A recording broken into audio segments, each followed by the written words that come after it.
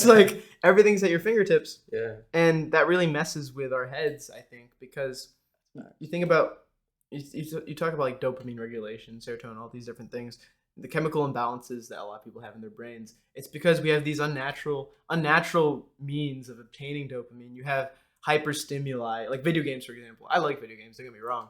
But if you just play video games all day, you might be a king in your video game. You might be the most powerful person in the world in your video game. You could be Kratos, or you could be like, you ever play Skyrim? No, okay. I've seen it. You play 2K, right? Yeah, you're the Hall of Fame point guard in 2K, but in real life, you're nothing. Right. Your situation in this imaginary hyper-stimulating platform is one of like a great conqueror. You know, you get the dopamine that Julius Caesar would have gotten when he conquered Gaul. So interesting. But in real life, you're just the same dude making minimum wage. I'm not saying you specifically or me specifically, but you know, I'm just making an example, right? You're just the same person that you were 4 hours ago when you picked up your control. Right. So what I'm getting at is that I think a lot of the dissatisfaction of men, especially, and just people in general, comes from the fact that we have means of obtaining dopamine which are unnatural and they're not quantifiable to success in our actual life. You get all this dopamine, which is equal to, for example, getting a new promotion at work, for example, or like making 6 figures. You get that same amount of dopamine from these like easy to access things. Whereas 100, 200 years ago, you had to earn that shit. You couldn't just escape from the reality of your life. You had to face the reality of your life. Yeah. And that, I believe, has created a lot of dissatisfaction. A lot of where depression stems from comes from these unnatural means of obtaining superficial happiness, pleasure, essentially. Right. And that's what Stoicism is, or your book that you're reading right now is about temperance, right?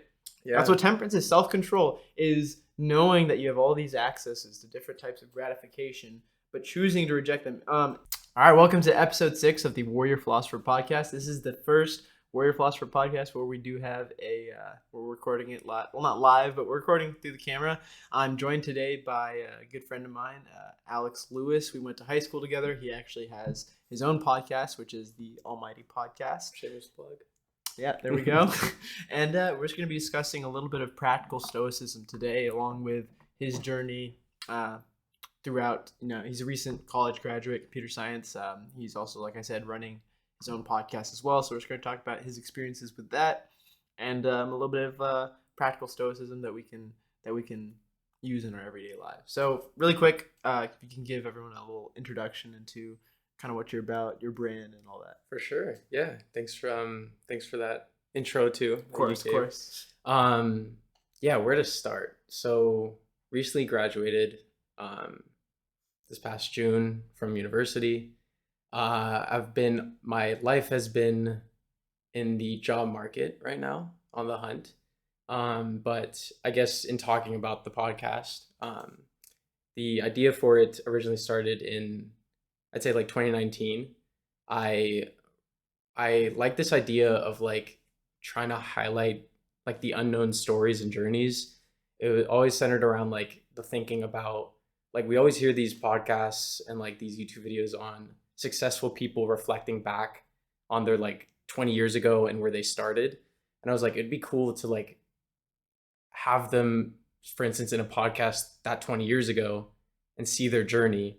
And then like every year see where they are at. And then now 40 years they reflect on that, but we already have that like documented. So that's kind of like where it started, with like the unknown story of like where they were at that state. And the name just Almighty kind of stuck in like 2019.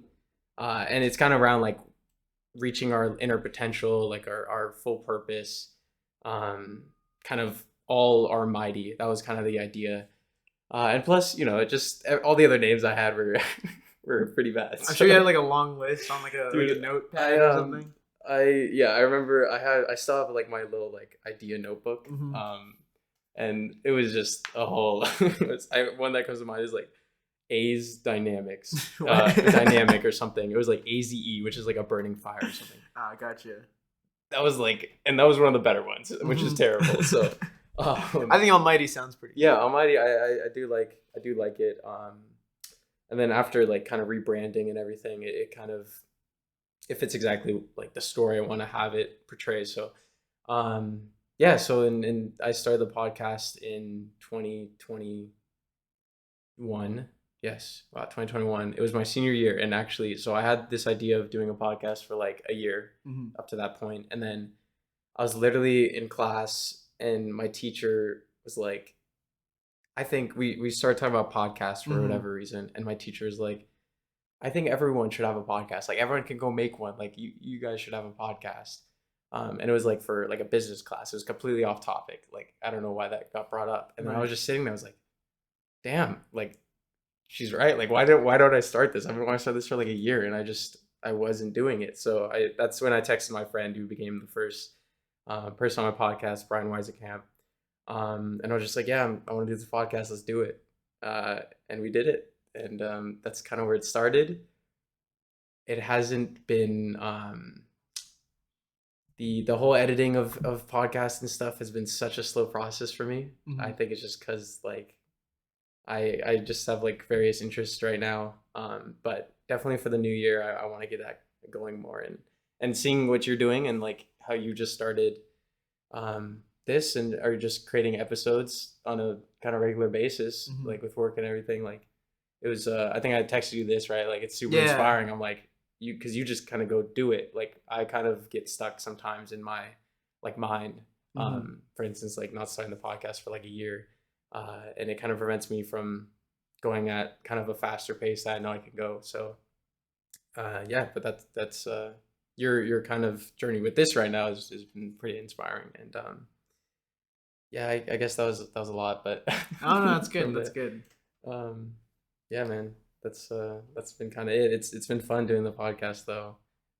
How's it been for you, like doing this? Well, I mean, like, so your podcasts have like interviewed a lot of different people. I've kind of like most of my podcasts have been my good friend Brandon Williamson. He's like the co-host for the podcast, Right, and right. like for those of you who don't know, I'm on Christmas vacation right now. So we went to the same high school together. Right. So we're both from the same hometown. So I'm back home right now. Most of my podcasts I do them back in Oceanside, where I work and basically live most of the time. So most of our podcasts have just been me and Brandon, or Brandon and I, talking about like different types of philosophies and stuff, and less so an interview format, which I think is like what you mainly do, Mm. and like kind of interviewing people, and that's kind of like today. It's like I mean we're mainly talking about at the same time. I also kind of want to get your perspective on like what your experiences with the podcast and stuff. So Yeah. this will be more like I guess more like an interview than most of my Yeah, podcasts, yeah. And I but also want to learn about more about philosophy. I right, know we'll talk about it, but like yeah, Stoicism, I started just I honestly don't know where that began, where I first heard about that. I think it was like a random YouTube video that popped up mm-hmm. as these things seem to always Yeah, be the algorithm. But yeah, I don't know. I don't know really. It was only a couple months ago, but like I don't know really why like it just started that like that, but I started just getting into like kind of stoicism and those ideals and I got that, the first book about stoicism, but um yeah, I don't know. Like when did you get into philosophy? Like when I talk about that. I mean, so for a while, I mean, for most of my life, I've been interested in not necessarily philosophy, but just like my dad, for example, he would teach me a lot of like stuff about history early on, Right. and then from history, you kind of go into politics, war, philosophy, and that kind of all comes together, you know. Mm. So like, I'd say like I was I don't know. It's kind of been a whole not like I haven't been so I've really been studying philosophy more intensively like recently, like this past year. But it's kind of been like throughout my life I've been interested in the sort of topics that by extension are related to philosophy. And when I was younger, I was really interested in a lot of the not I wouldn't say well you take like the idea like you know what social contract theory is, for example. No, actually. So essentially, if we're gonna exist in a government, we have to sacrifice certain freedoms, for example, to be a part of a Okay. greater collective. So Okay, like yeah. you take one of the early writers that kind of talks about social contract theory is Thomas Hobbes, and Mm. he describes the state of nature as being like constant state of war. People are afraid because you don't have any laws to govern. Therefore, Mm. everyone's kind of conflicting over resources and that sort of thing. Kind of like how animals would live. And Right. I was really interested in that early on. in relation to government, in relation to politics, and how we basically structure society. And that's an aspect of philosophy as well. Most people consider Thomas Hobbes a philosopher, even though a lot of what he wrote also related to political treatises. So I guess because I was interested in politics earlier in my life, that kind of led me to philosophy. Because ultimately, if politics and laws are a reflection of society's morals and ethics, it's essentially an extension of our own philosophies as well, I think. So that kind of, everything just kind of jumbled together in terms of my interest with philosophy. But in terms of really studying it more extensively and specifically studying philosophy rather than philosophies that are more related to politics, I'd say that's been more like this past year. I've been getting more into it. But it's Stoicism is definitely one of the most, in terms of like very simple, easy to apply to your life. Stoicism's a very maybe why I was drawn to it. Yeah, no, but it's good, especially like you see if you a lot of times when you're like going on YouTube and stuff, and you see one of the most common philosophies that are especially I don't know, potent's the right word, but like young men are drawn to it. For example, I think you take today, things are a lot different than they were before. If you go back 50 years ago, for example, or 100 years ago, labor-intensive jobs were a lot more common. We had a lot less time on our hands because of the kind of jobs we were doing. And when you have less time on your hands, generally I think you're happier because you don't have to think too much about your life. But now that young men's lives have been less labor-intensive, and now we're sitting in desks for most of the day, there's kind of a gap or like a hole that's left behind from that original kind of more original human type of life where you have to work physically all day. Your body's constantly moving. And then nowadays, because we're mainly working in offices, there's a hole left behind with that, where we have more time to think and hence more time to kind of almost feel depressed about our lives at times. Right. And I think Stoicism kind of fills that void a little bit, because if you think about the origins of Stoicism, come from ancient Greece, for example, and became popularized in Roman society. They kind of were suffering from a similar thing to what we are, because since their societies were becoming more advanced, their civilizations were becoming more advanced. They had more time on their hands. They started thinking, man's greatest. I'm trying to think of the word, not weakness, but the greatest like contributor to man's depression or man's sadness is being able to think. We're rational beings in an irrational world. So that's very true. Right. So the early origins of Stoicism kind of filled this void that existed in the past that you kind of see again today.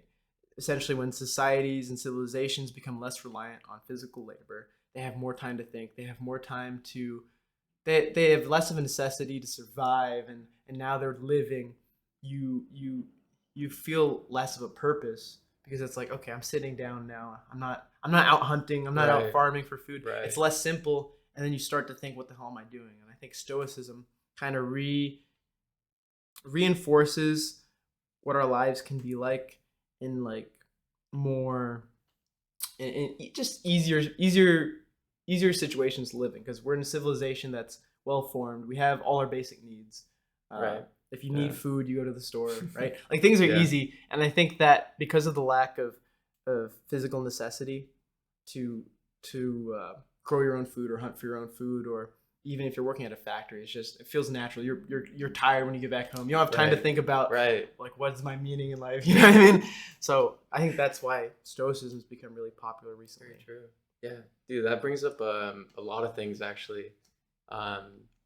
First off, I know in first diving into Stoicism, whether it's through the book I'm reading, which we can talk a little bit about later, but For sure. They highlight how like the greatest battle we can face is like with ourselves, right? And it brings up, like you were mentioning, like back then working all the time, they don't have the time to think, and like how it feels like now, like these days, like I don't know, like a lot of people I know as well, like we're always like searching for more time, right? It's like the only asset you can't buy like back or more of. But it's funny because like in searching for more time and just the way we think and how we don't have to do some of those other things that like our ancestors did, it's like how that can lead to more like depression, right? and just like if we constantly overthink. So like I'm a big like overthinker. Mm-hmm. I'd kind of label myself, but sometimes I almost think like maybe it's because I label myself as an overthinker that I overthink. Okay. That seems like it's overthinking. I prove your point well, right? Yeah, right. Illustrates your point. But yeah, I constantly get into that. Right, like with the podcast, like overthinking of something when instead of just doing it, and I've been trying to train myself to be able to do that, and like going back to having more time. I'm trying to. I think yeah, you're right. Like that's why I used to never read any books like at all. I would just read it through like school. Yeah, I was never I always remember like seeing other people reading books or like listening to podcasts. I'm like, that's so boring. That's so boring. And I think that shift for me was like 2020 when we had all this time. Yeah. Right. And I was like, oh shoot, like one, I was a little bit more chubby from school. I kind of let that slip. And so when I got home, I was like, okay, I need to fix this. So I think the first kind of key to it was like working out more. And then that led me into like just listening to podcasts, getting my first book, like reading on my own, which I thought I'd never do before. Right. But yeah, now in like in reading these things, I've realized like to use the extra time I have because I no longer am using like social media. Like that was also a big thing we could talk about later. Yeah. But I cut that out completely. Besides YouTube, I guess, if you want to consider that social media, which I kind of consider it, but you use it for educational. Yeah, you can. But you know, it's not. I'm not gonna lie. Like I got rid of Instagram and TikTok, but there's still YouTube Shorts that I catch myself on. I'm like, okay, I gotta stop. Right, I feel you. But yeah, so in like doing that, I had to replace my time with something, or else I would just go into these states, which I've been a lot of highs and lows recently. In like searching for a job and like being in this weird limbo period after graduating and being like, wow, like what's next? I just studied 4 years doing this major that I'm still kind of interested in, but I'm now kind of pivoted to a different path. And I'm just like, damn, like I think this is right now, this period of time is like the biggest challenge I've faced so far, just mentally, just because I think it goes back to I have all this more free time, right? Like I'm not in school, I'm not doing any classes, I have to set deadlines for myself. And I think, yeah, reading has definitely, and podcasts have definitely helped with that, but it's definitely interesting you mentioned about the whole time aspect and like how it seems like, again, we're almost wanting more time, but when we get to that, if you can't control your own thoughts, you can't control yourself, your emotions, like that extra time is going to be just like almost like hell, like prison in your mind. So I think I'm trying to start that process of knowing myself more and being able to control my thoughts and emotions better through like what Stoicism is teaching me. And I think that's a you know, that'll be a journey you do your whole life. Yeah. You never really figure it out, but you just try to like continue to grow. That's kind of my inner philosophy, I guess. Gotcha. But yeah. What I always say is you strive for perfection your whole life, knowing you'll never reach perfection. Right. Yeah. You know, that's good. But yeah, so like it's interesting when we're talking about like it's like back in like school, for example, right? You look forward to summer break. You're like, oh, I can't wait. But then you get there, and then you're like 1 month, 2 months into your summer break, like, what am I doing with my life? You know what I mean? Yeah. Like without structure, you lose, because structure gives you meaning, gives you purpose, and that's a good thing. But it's interesting, like, you know, a kind of recurring thing we've been talking about is how we have more time than we did in the past, but we're also searching for time at the same time. I think there's a good balance that civilizations need to be able to advance. Like if you're just focused on working, like let's say you're farming 24/7 all day. Yeah. Well, then you're never gonna have time to create technologies. You're never gonna have time to innovate. So there's a good balance, right? But at the same time, if you have too much time, like you see, you know, this is kind of a silly example, but you take Wall-E. You've seen Wall-E, right? Yeah. You see like all the people are all really fat. They all go around on their motor scooters and everything. They have their robots bring them their food. Yeah. Then if you have too much amenities, then Right. well, too much time is a bad thing because then you're not Right. doing anything. So it's like you need to reach for like civilizations or societies to be productive. There needs to be a certain balance where you have enough time to innovate, but not too much time to the point where you just have nothing going on. And I think you take developed countries today, there's two things that I think are interesting. First of all, a lot of our more labor intensive jobs have either been outsourced to like other countries or they've Right. been automated. Mm. So you've taken a big part of this sort of career field that, while it's not exactly like people were like 2,000, 3,000, 4,000 years ago, it's not exactly like hunter and gatherer. It's not exactly like farming, but there's still that that relation of putting in labor and getting your work back, which I think evolution wise is kind of ingrained in humans. Like you put in labor, you get your reward for it, right? Yeah. Where even if, obviously you take people that are working in office, a lot of them are doing really important jobs, but mentally it might not feel that way because how humans work. Like you take working out, for example. Yeah. People didn't work out in hunter-gatherer societies. They didn't work out in farming societies because, well, first of all, they didn't have to. They were doing labor-intensive jobs. That's farmer strength. Yeah, exactly. So that's not something they had to think about. And on top of that, well, they didn't really have time to anyway. But I guess what I'm getting at is that now that you have, in most developed countries, there's not as much of a necessity for labor-intensive jobs. You have people working in offices. We're talking about this whole left behind, right? And I'm talking about why philosophies have kind of, like Stoicism, have become more popular. People, like, nobody was working out in the gym like it's a big movement now, like the kind of gym bro movement and all that. And I think that it sounds funny, but I think the gym bro movement is a result of a shift in society of we need this way to physically not express ourselves, but physically get rid of all the extra energy and all the extra pent up human aggressiveness that you would naturally, like through farming or through hunting, you would be able to express. And that's the whole left behind, with a shift from more labor intensive jobs to more like you're going to work in an office from 9 to 5.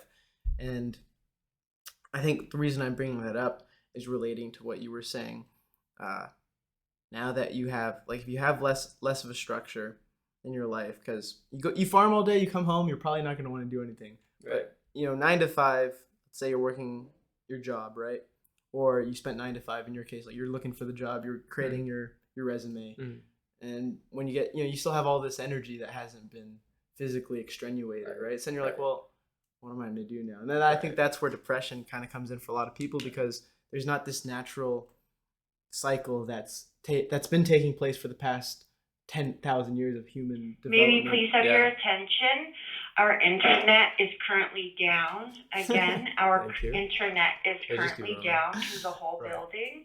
If you do need to check out, please come up to the information desks. Thanks a lot. And please return your items through the manual book drop instead of the machines. Thank you. Thank you. Yeah, we're doing our podcast at a library, as you can tell now. Yeah, because that's what happens when you have your good home studio back home. Had to improvise a little bit. Okay, what was I saying? That sort of broke my flow a little bit. Yeah, I was gonna mention something off of that.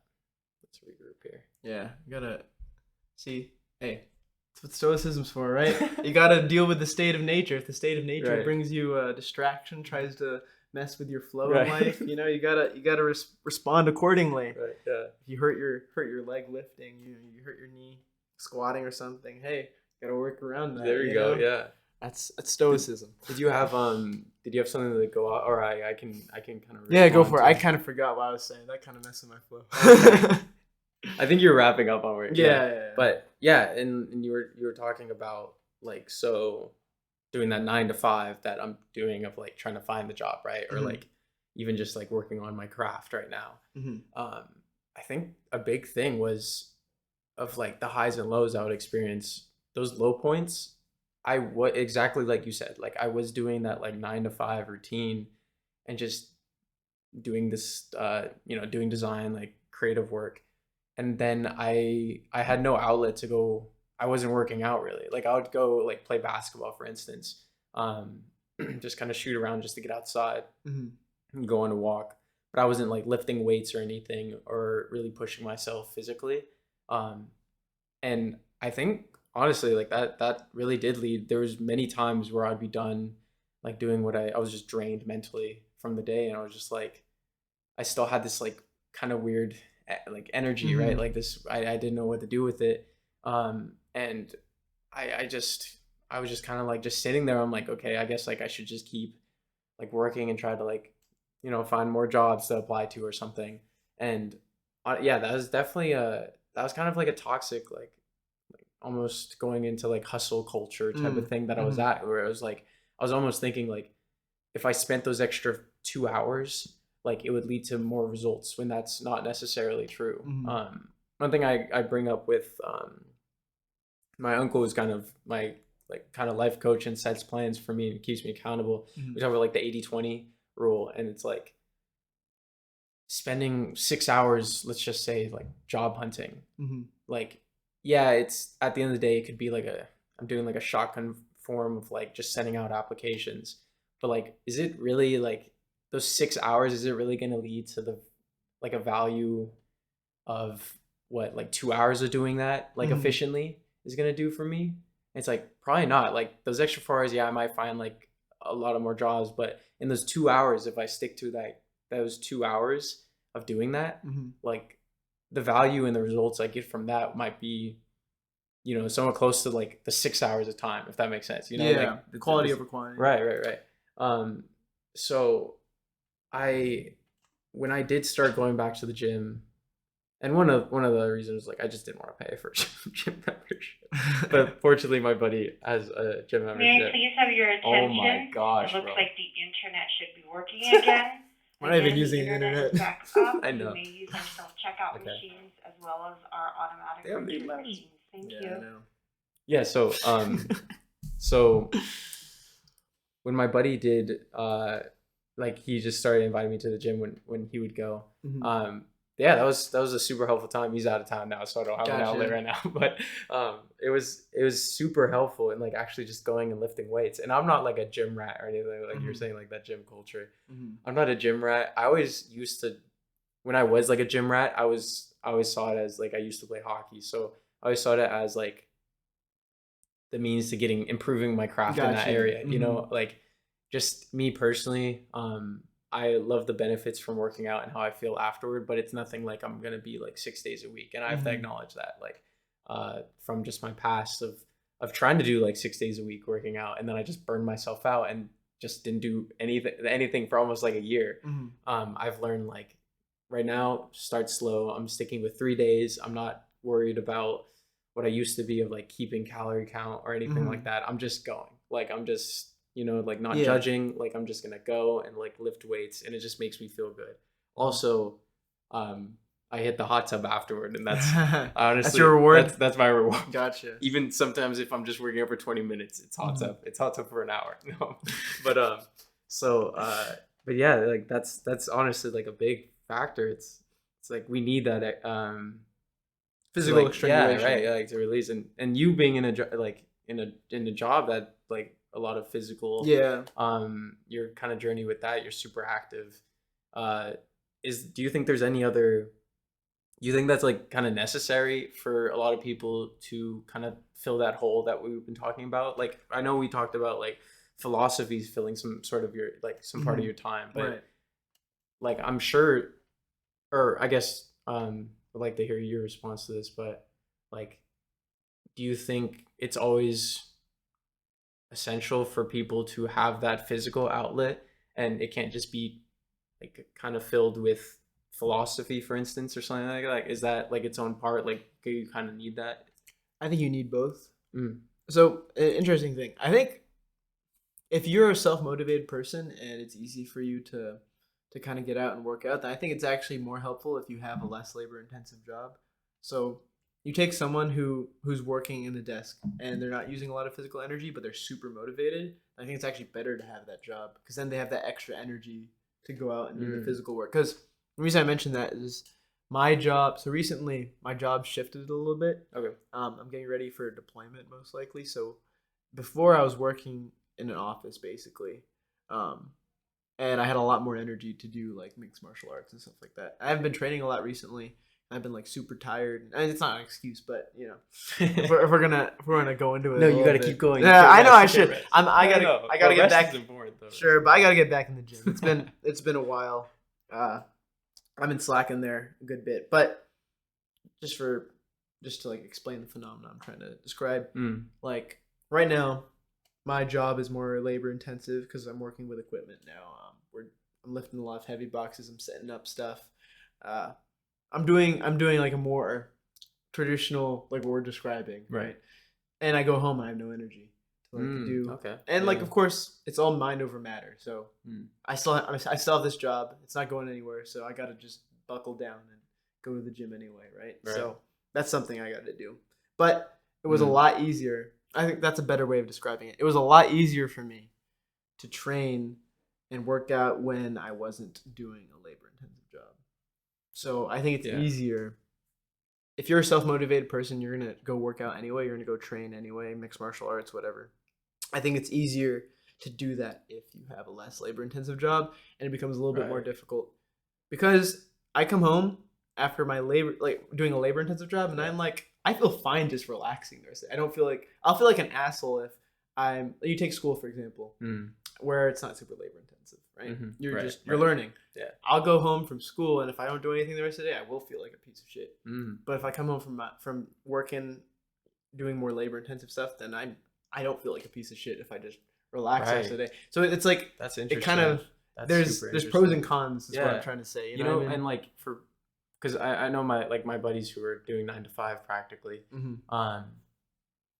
Like one of them has even talked to me about like how he gets back after doing his job and then he's tired, but that's not like a physical toll. That's like mental of just like kind of feeling burnt out. And then that's still where the gym is still important, where you got to like will yourself physically to go do that. Right. But doing a labor intensive job, you do feel the physical toll because you've been doing it, you know, the past however many hours. Yeah. And you get back, you feel more satisfied. That's interesting because like you can do the best. I feel like almost like my best, most productive days where I was just like on a roll with the tasks I needed to do. At the end of the day, I did feel fulfilled, but there was still that itch of like, I didn't do anything physically. You know what I'm saying? Like, but if you're doing a labor intensive job, that's interesting. It's like, you do still feel fulfilled. It might not be like purpose driven fulfillment, but it's like, you don't, like you said, you don't feel like a piece of shit. Yeah. But it's like, if I had a really fulfilling day of like creative work, like there's still that thing bugging me about like, I didn't do anything physically. Like not like I get into my like negative thinking patterns of this, but it's like, like, oh, you piece of shit, like go work out. You know what I'm saying? Like that's very fascinating. Like you can have the most productive, fulfilling day on like mentally like purpose driven side, but like there's still that thing like physically. And I think like we've been talking about, like it's because our ancestors, we have that as just human beings, that kind of that need to like push ourselves physically too. Like that's still an important need. So that's been something that's been fascinating to think about. Yeah. And going off of that, actually I want to really quick before we move on, I just want to go back to something that you were talking about earlier, which made me think of something else. You were talking about like the good split you want to have in terms of you spend too much time and you're not going to be as productive, right? It just reminded me, I don't know if you, because I know like you're into web design, so and like, you know, computer, it's all part of the comp sci umbrella essentially, right? Yeah. Okay, cool. Just make sure. Yeah. So there was this book when I was kind of a little bit into that. And I didn't read the whole book. It was a difficult book. It was called the Mythical Man Month. I don't know if you ever heard of it, but it's like it's the like Mythical for Man month. Yeah, okay, it's like for managers of like if you're like a manager of like technical software engineers, and how many people you need on a certain job, how long you have those specific people working. It's like optimizing it so that you have the most efficiency without hiring the most people, that sort of thing. Right. If I remember correctly, I read this a while ago. Yeah. Like years ago, back when we were in high school. So I don't remember if that's exact, but that's kind of what it was going for. Right. Yeah. So that just made me think about that really quick. But anyway, going back to what we were talking about just now, and this, you talk about creativity. Even if you creatively have done all these things throughout the day, there's still that inkling, right? And you go throughout history, the roles of like, especially, I'd say that this is funny because there's a lot of different things I can bring up right now. But you think about how men in general nowadays, I think there's a lot more mental health problems with men nowadays. This, like we talked about, this whole, right? There's less of necessity for traditionally masculine roles in society, because all the labor intensive jobs are, not all of them, but a lot of them have turned into like tech jobs, have turned into more administrative jobs. And at a certain point, the way that we have formed evolutionarily, or I think that's the right word, how we've evolved essentially, is that our satisfaction, feeling like our life is balanced, is we've fulfilled our need to survive. We fulfilled those jobs we need to do to survive. And then there's a lot of different philosophers that talk about this sort of thing. Like Schopenhauer talks about the will to life.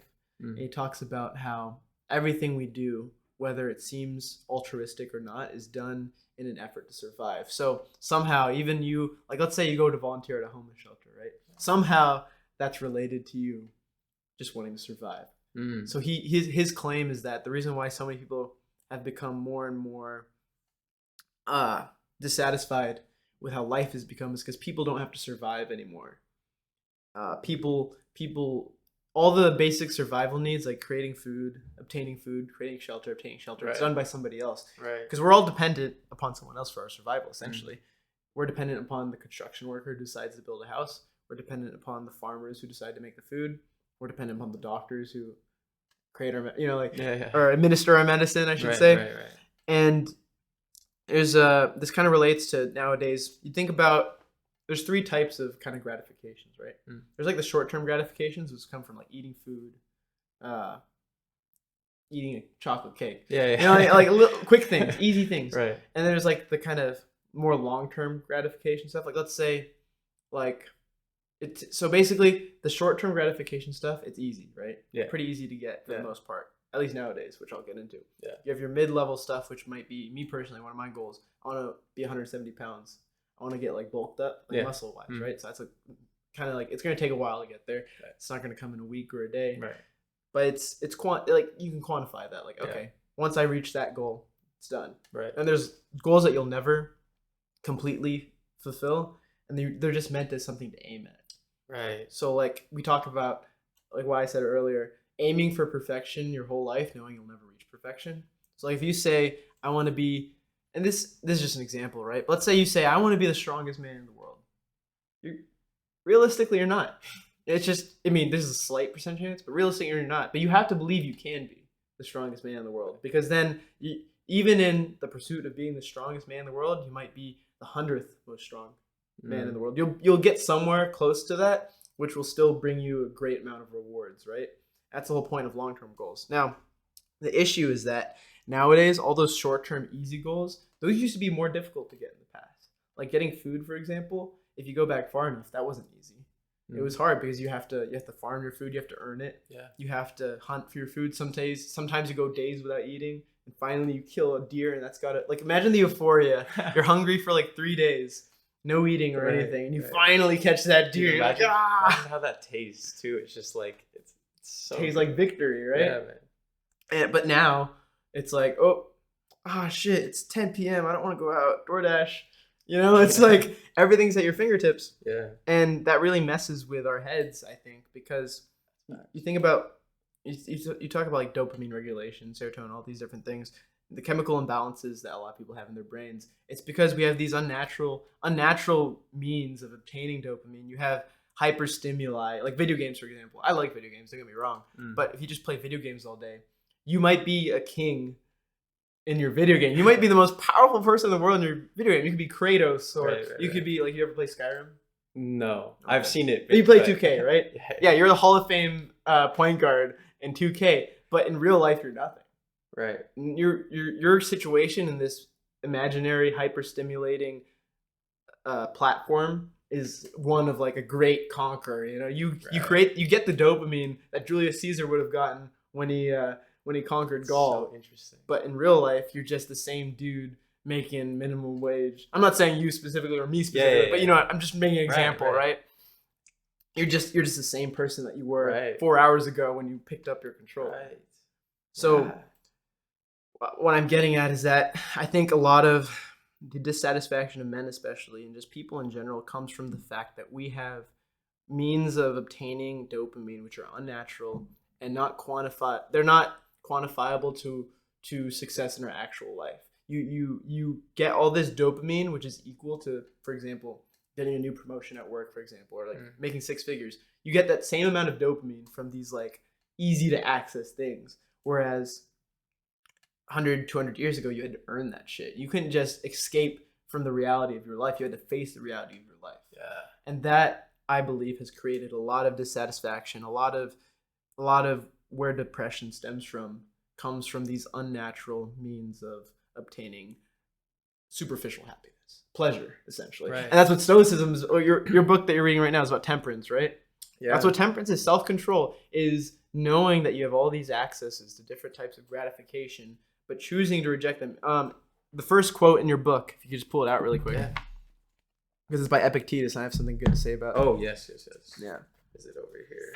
So really quick, Yes. Alex, you just quickly describe the series you're reading right now? Yeah. So this is the first book I got into regarding like the Stoic virtues by Ryan Holiday. I'm pretty sure he's like one of the more well-known. He has like 2 New York Times best-selling books. But this current series he's doing is based off of like the 4 virtues, which I'm not gonna butcher try to do. But it's first, the second one being the temperance, and the first one was, you know, the previous book he wrote before this one was about the first virtue, and then his next 2 books are going to be the next 2 virtues, pretty much. But yeah, this one, Discipline is Destiny. He also did, I believe, I think it's just called The Daily Stoic, about the meditations from Marcus Aurelius. But yeah, so this has been a fun read. But let's go to the. So, the world should be taken to heart and obeyed when exerting ourselves for good and restraining ourselves from evil. Words that will ensure a blameless and untroubled life. Persist and resist. And it's funny, I didn't even know what the quote was going to be because I haven't read this book. But I've read Epictetus, and knowing a lot of things that Epictetus talks about, I figured it would be something relating to what I wanted to bring up, and it is. So he talks about resisting. One of the excerpts in one, I don't know, have you watched my video on addiction? No, not. Okay, so in the video about addiction, I provide one Bible verse about addiction, overcoming it, and I provide an excerpt from the Enchiridion, which is by Epictetus. And essentially, that, I wish I had that excerpt on me right now, but he's essentially talking about these little addictions that we have in our lives and how to resist them. So you take, this could be a million things. This could be scrolling on Instagram. Yeah. Opening your social media, right? It could be as simple as, I'm going to drink a Coke, right? He talks about observing these little temptations, observing them and thinking, well, how will the short, like 5 seconds of enjoyment, how will that, or not how, you'll get 5 seconds of enjoyment from this thing, but how will it change who you are in the long term? How will it benefit you in the long term? And he talks about observing these little temptations and really thinking about, what's this going to do for me? And I mean, the Enchiridion, it's pretty short. It's just a bunch of small phrases. It's like a bunch of phrases with different teachings about Stoicism, essentially. I can't think of a better way to describe it right now, but it's a really good, I wouldn't even call it a book, but it's a book, essentially. But Epictetus is one of the really good early Stoic philosophers. I believe he was Roman. I could be wrong. He was I think we talked earlier. He was a slave, and he eventually became a really well-known Stoic philosopher.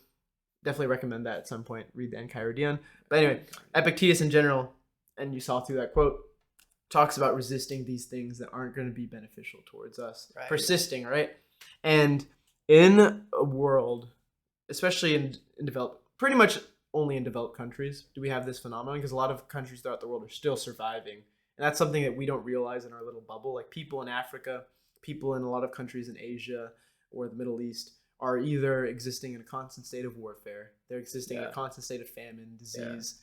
They are still surviving. And a lot of them are as happy as we are, if not more happy, which is strange, right?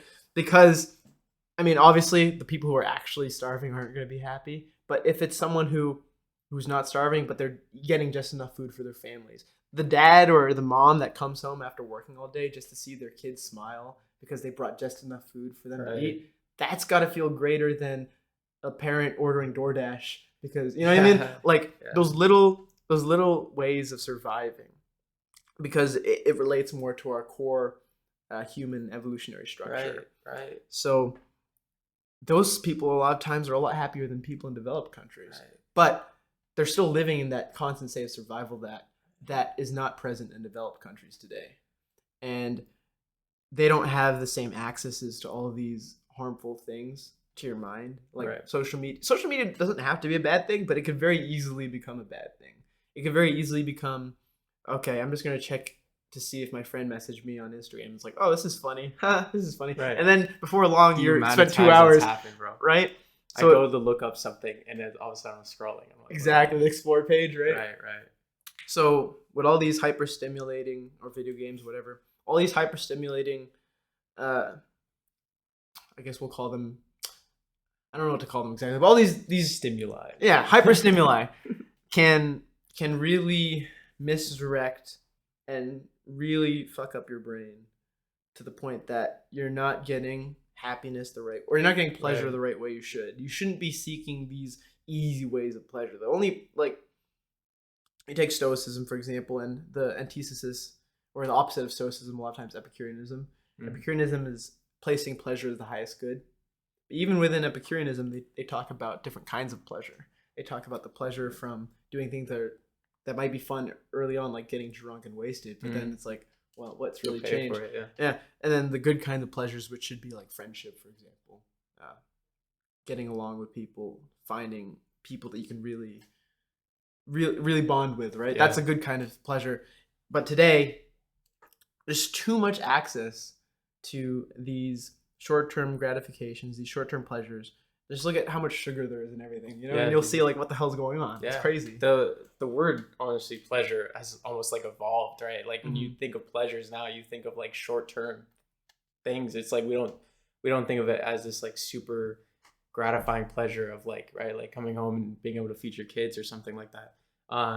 And you what you mentioned about all those things, like brought up a bunch of things in my head that I'm trying to prioritize which one to talk first. But the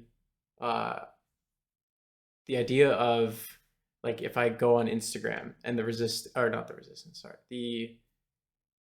like that short-term pleasure from what is it? Epictetus. Epictetus. Yeah. And like, what would your kind of future self kind of think about it? Like, I could butcher what you mentioned, but no, it's good. It's something that I've been like reading about, listening to. Like, I think it's in this book too. There's like your higher self and your lower self. The lower self is like your gut instinct, your quick decision on something, good and bad. And then your higher self is your more logical thinking, rational self. And I forget where I got this idea from, but there's a sense of like, picture yourself like third person, like see yourself from a third person view.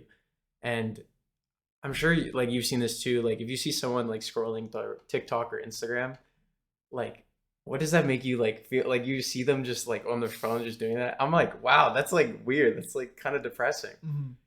And sometimes when I'm doing that, I think, and I'm like, what if I was watching myself right now? Like that's really depressing. I could be doing these other things. I'm just like kind of mindlessly scrolling. So yeah, there's a sense of like getting out of yourself, and I think this ties into almost like that whole, like a whole manifestation realm of things, but pretty much like the person you want to become, like those decisions you make today, is your future self gonna like look at your decision right now and be like, that helped me or that did not help me reach where I want to be, right? Like like let's just say I want to be something I'm flirting with, but be an author in the future. Like what am I doing today that's gonna help me become that person? You know? So it's all about like separating from your first point of view, where it's like everything's tunnel vision on what you're doing, and taking a step back and reflecting like, okay, yeah, what am I doing? Like, what is that tunnel vision I'm doing? Is it like a decision? I think also in the book it says like, keep your main thing the main thing. Like once you know what your main thing is, like once you know your purpose, like what you're striving for, make sure the decisions you make are for that main thing, right? Like don't do decisions. I think there's actually a line that talks about how we always say, like if we say like, oh, I'm just like constantly busy and doing things, and like, and yet we're like, if you're so easy to give up your time for for something else that's not towards your main goal. It's almost like you're doing that so you don't have to face the poor performance you have been doing on your main task. Right? Like if my main goal is to write a book, and I choose like to, bad examples, but like get lunch with somebody, or like I don't know, play video games. Yeah, play video games, or even do something that's not for my main goal. Like, oh, I'm pursuing this interest in photography now. I'm gonna go take some pictures. Right. You're doing anything else that's like possible that interests you, and then you're like, I'm just too busy. I can't write the book. But it's because you're not, we're not facing that. Like in this case, I wouldn't be facing the poor performance of me really sitting down and being like, wow, I haven't done anything to achieve this main goal. Right. So that's just been something that I've been kind of reflecting on, like trying to figure out, and we're still like in your 20s, you're still figuring things out, of course. Like I'm still trying to figure out what is that main thing. And like the sooner I think you can figure that out, the not to be like in a competition, like, oh, I need to reach that faster. It's more just like I guess like faster you can reach like what your determined purpose is, like what you want to do in life, and like you can use that limited time we have for that main purpose. And I think the going back to like those people who are happy going home, like being able to see the smile on their kids' faces, in like say like developing countries, and here we have everything on the like we just tap on a phone and an app. It comes to a point where it's like, it's not to say that we should go and like, this book obviously talks about like embrace discomfort, like pursue like try to find things that are uncomfortable, because that's honestly like that's where we grow. And I kind of say like this book's pretty much like the cold shower bro type of thing. but it's not to say like you should just I should just go homeless for like the next month, and like because I need to embrace that discovery. It's not necessarily that, right? It's like it's more teaching us like to find that pleasure, or like the more meaningful pleasure, and like to find those things in our environment right now, because it's like a matter of mind, right? Like the person who finds pleasure in seeing their kids smile coming home, even though they might say like have a job they don't really like or love, but they know they're putting food on the table. And like here I'm like, oh, like let's say I want to move out, like I'm like facing all these low points because I'm like, I feel stuck, whatever. Every time I take a walk in my neighborhood, I've been like pretty much in the same area my whole life, I still find new things to appreciate. And I almost go through these ruts of like, maybe I do have to leave like my hometown to then appreciate it more. And that's a fair point. Like obviously, because you've gone to school, right? Exactly, close by, and it's like that's a fair point. Like I do want to move out, but also just to experience kind of my life and like start fresh. Like I think that's important to kind of experience the world in that sense. But there's still things that I'm taking for granted here in my situation right now, that when I go on a walk, for instance, I'm in nature, disconnected from a phone, I'm like, I can appreciate that. I don't have to wait 5 years down the line to be like, to regret like, oh, I should appreciate this time more, and I constantly go back and forth on that. But I think it's important to like, in our current situations, aside from like kind of pursuing things that are uncomfortable, because that's where we grow, and like pushing ourselves mentally and physically, it's also important to just like take a step back and appreciate like where you're at, what you're doing. Appreciate the little things, like, because I think everyone can find that, like kind of remove yourself from the phone and be like, what do I appreciate here, instead of on a phone where 7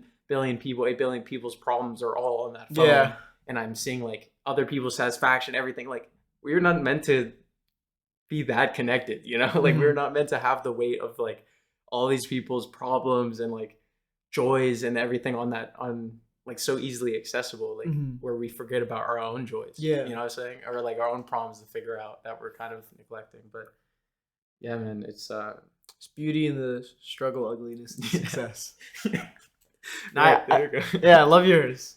Right? Yeah, no, bro, but seriously though, I did a little video on love yours. I want to do a longer one eventually. Oh yeah, that's in my freaking 50 watch later thing on my YouTube that I need to get to, dude. That's that whole song is literally about what you're talking about, right? It's like appreciating what we have now, realizing like a lot of times we'll point to, oh, my life isn't this yet. Oh, well, I have this in my life that's not good. But it's like our lives are beautiful and our lives are great.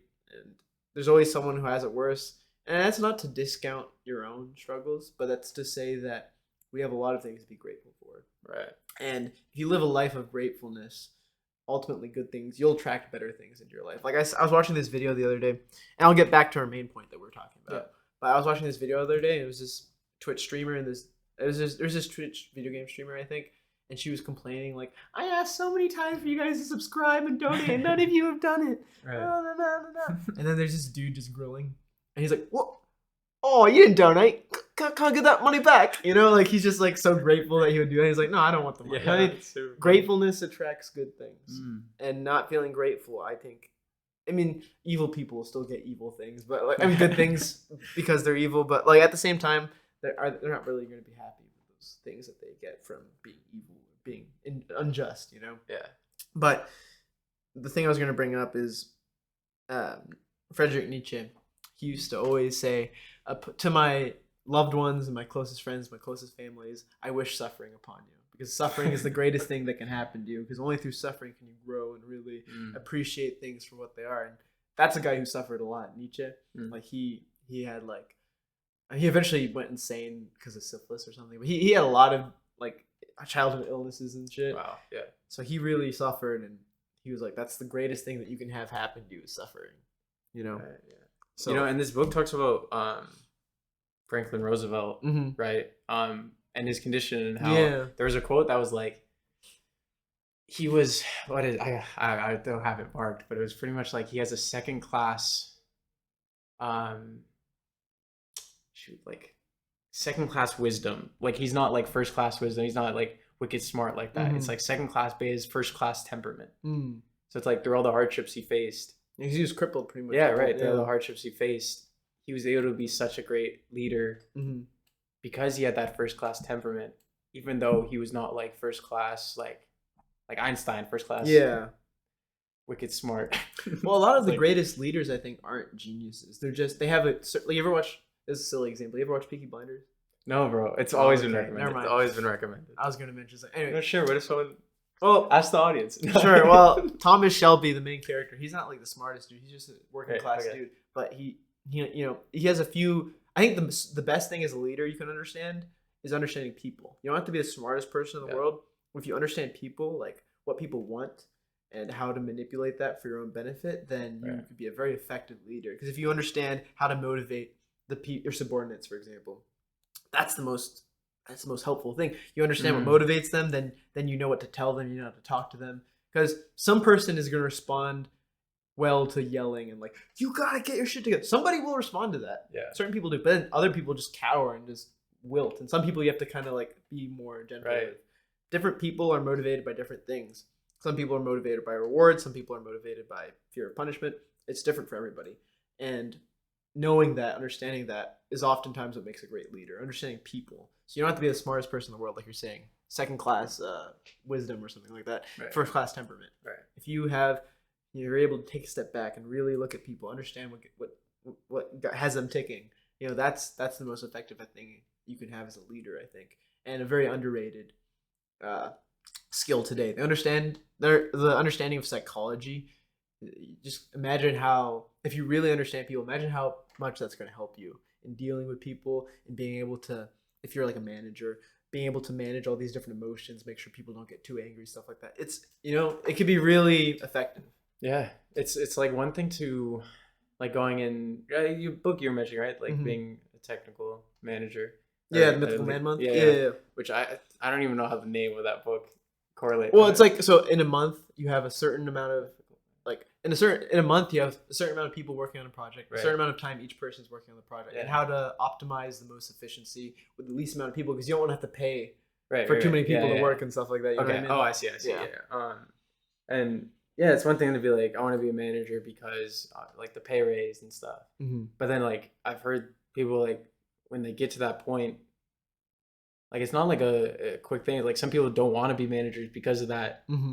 You have this whole other thing you have to worry, like focus on, and like actually leading people, and like everyone's different and has their own unique way of how to get things done, and like getting the best out of the whole team. Right. Like that's a whole other, like we kind of throw the manager term around kind of lightly, but it's like that's a whole other skill. Like you can't just be really skilled technically, for instance. Like you can't be a really good computer scientist and then all of a sudden lead a team of computer scientists because you're just technically skilled. Like it's a whole other ballpark. Whole other skill, Yeah. So yeah, man, like I think down the road and where I want to get to, that's a skill I want to foster for sure.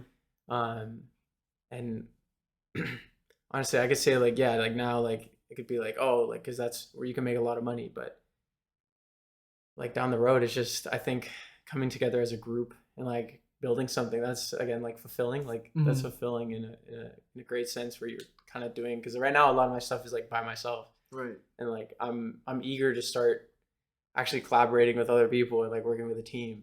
Like that's something I definitely want to like kind of experience because, well, obviously that's like in any job, but also just the skills you can learn from that. There's only so much I can learn in my craft, like practicing as my own, right? Like, and then, but yeah, going like this book actually has a quote about if you want to be like a drummer in a great band, before you play with other great musicians, you have to spend the 10,000 hours, whatever, you know, like becoming a master of your craft and like practicing. Like there's the chapter that says like practice and then practice more. Like you have to put in like Whiplash. Yeah. Dude, I haven't seen that movie either. It's so good. You got to see it. I know, I have to see it. But actually the quote was, the burden of practice leads to freedom and confidence or something like that. Okay. So it's like putting yourself through that practice, like all the hours like in the gym when no one's looking will lead to more, you know, like more freedom and confidence. In the end, you can't just like wish like, oh,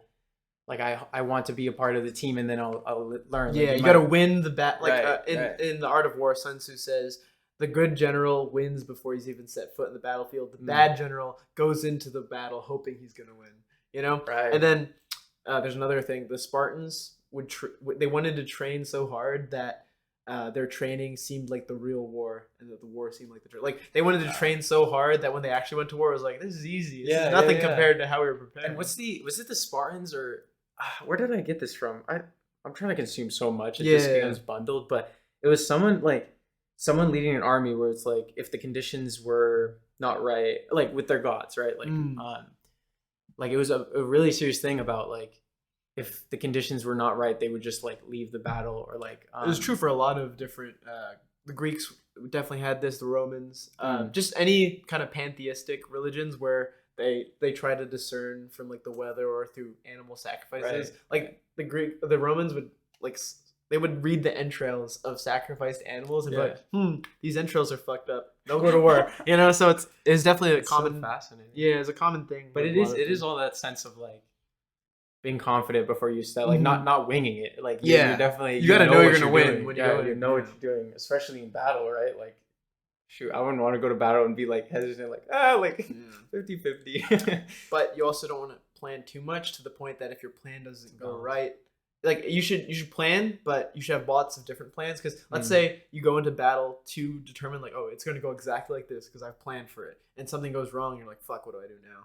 Like, you got to be able to adapt as well. Compromise. That's another skill. Yeah, it's and you mentioned like you read the Art of War.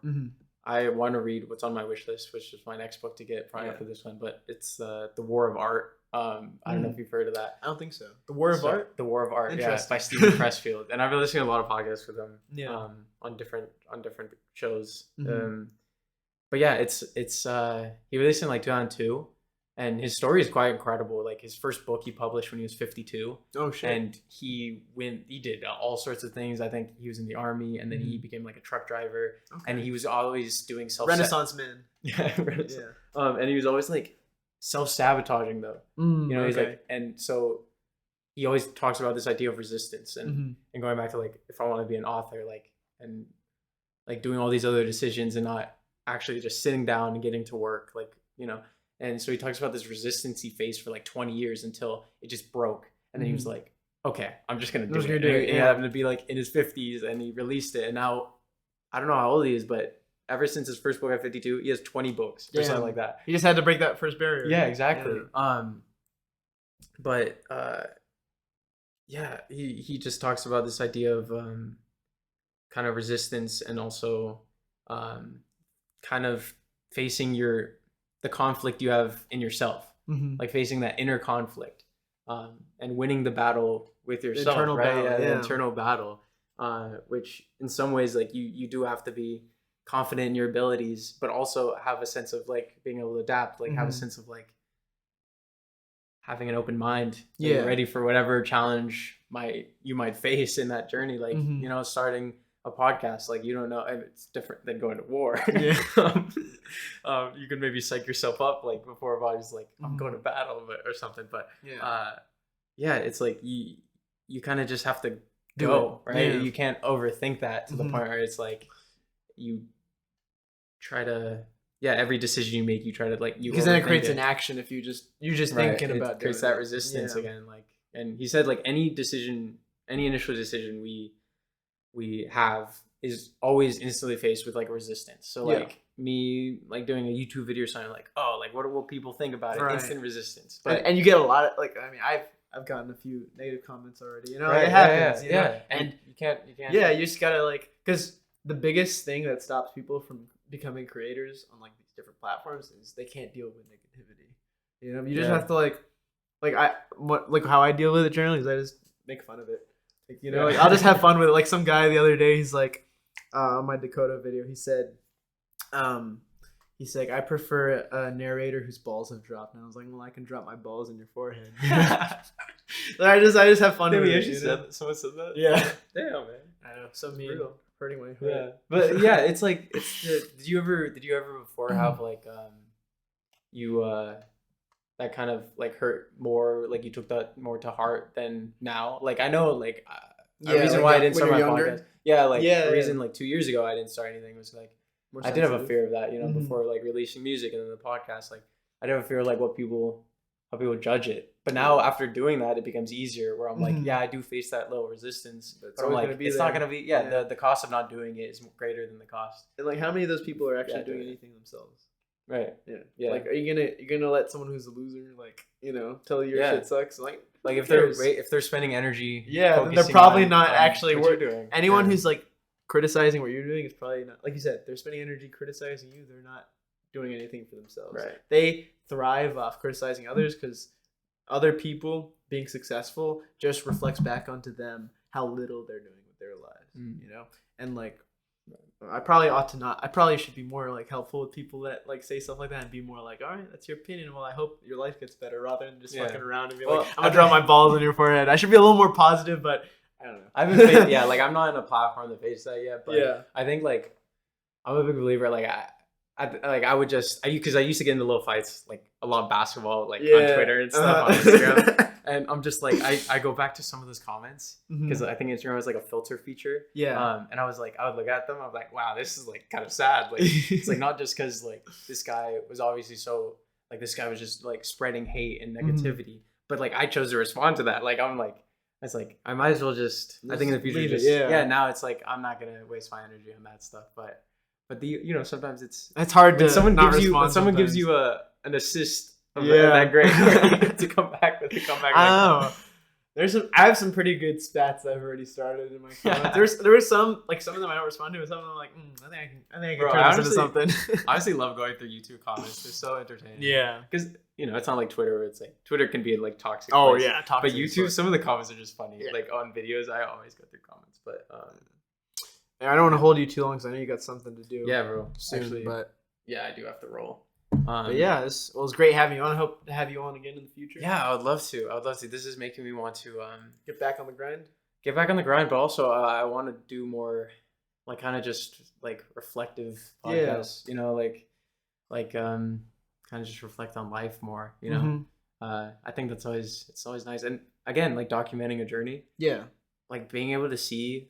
A big part, like I'm documenting other people's stories, but also like documenting where I'm at mentally. Like that's a cool thing to do. Like I'd want to, like I journal and stuff, but imagine being able to go like 5 years back and actually listen to yourself and like where you're at mentally. and like what you're doing at that time, and like hear yourself actual words instead of like written on paper. Yeah. That's like, I feel like that'd be super cool. So maybe I'll start doing that. But also, this usually you're interviewing other people. Now you got to talk a little bit about your thing. Yeah, it probably was good to get out a little bit. Every time I always tell people, like, I interview other people, or I like to use the word conversation. Yeah, a conversation with I was like, people love to talk about themselves. And I was like, now being on it, I'm like, oh, I could see it. But no, but it's great, man. It's been great to be on this, on this platform, and to many more. Yeah. We'll do some more soon. You'll have to visit me down south. Yeah, soon. dude. I'm for sure. All right.